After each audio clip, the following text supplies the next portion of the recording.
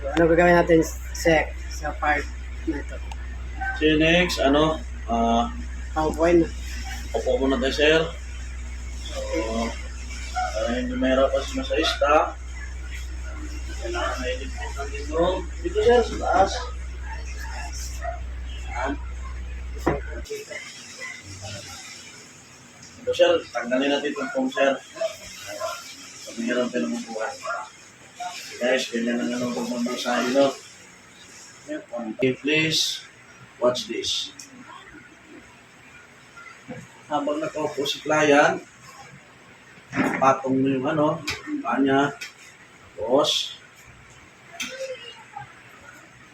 Ayan, sanitize ka pa rin.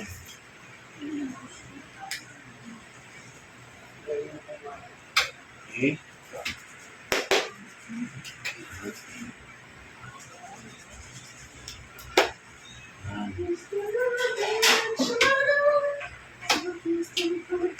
Okay.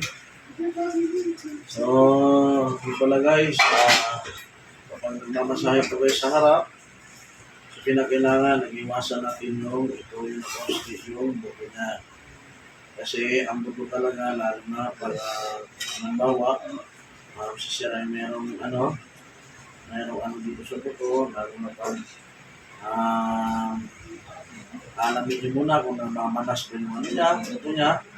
So, paano nyo malalaman siya na hindi naman kayo nakikita na namamanas ang buto sa isang client? Madali lang yan. Ang buto sa isang client na hindi namin makikita, pwede natin kakapain yan. Paano? Ganito. Yan, pinipindot yung buto, tandahan. Yan. Diyan mo malalaman kapag ang isang buto ng tao namamanas, lulubog yan, lulubog. So makikita yan guys, lulubog yan pag pinipindot mo yan. So it means walang manas. So hindi nagpapantala ang kanyang buto. So yan, so ibig sabihin, walang nagkalit siya, so tuloy ang masahe mo yan.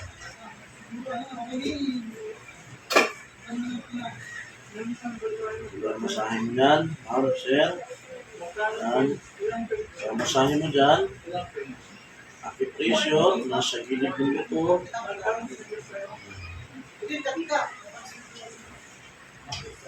Tapos dito sa may bandang tuhod natin. Ano na nakakatlong beses.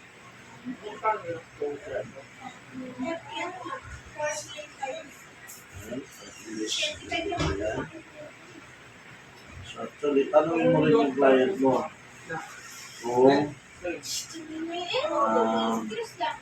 ano po ang nararamdaman niya ng una, kami na sa session ito. Kung sabihin ni client na medyo okay, pagod po kasi yung mga muscles,